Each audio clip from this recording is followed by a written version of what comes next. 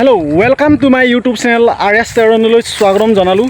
মই এতিয়া বৰ্তমান আছোঁ পথাৰত, মানে পিছ দিগি আহিলোঁ। মানে গাঁৱত অলপ প্ৰব্লেম হৈ আছে আৱাজ, মানে এইকেইদিন ইলেকশ্যনৰ দিন না, চবতে একদম ইলেকশ্যনৰ প্ৰচাৰ চলি আছে, মাইক কিবা গান বাজানা তেনেকৈ চলি থাকে।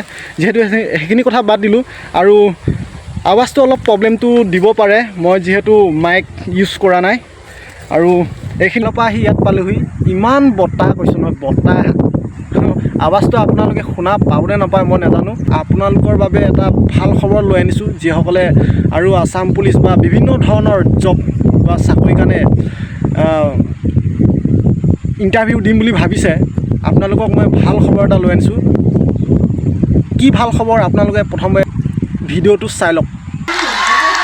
1,65,000 চাকৰি দিলো, लेकिन ये दिल मांगे मोर और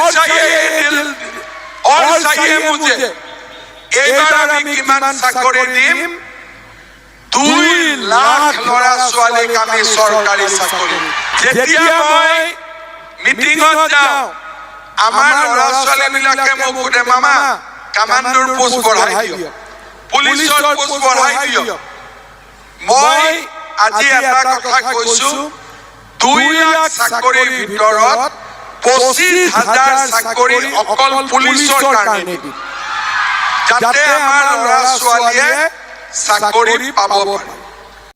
গম পালে নহয়, আৰু 2 লাখ চাকৰি আৰু দিব হিমন্ত মামাই যদি চৰকাৰ আহে, আৰু অকল 25,000 অসম পুলিচৰ ভেকেঞ্চি দিব।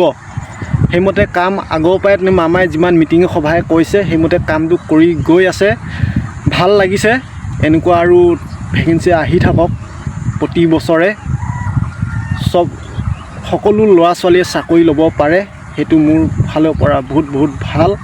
আৰু আপোনালোকে ভিডিঅ'টো যদি চাইছে, লাইক এটা কৰিবলৈ নাপাহৰিব, আৰু ছাবস্ক্ৰাইব কৰিবলৈ নাপাহৰিব যিসকলে নতুনকৈ আহিছে দেই। Bye bye.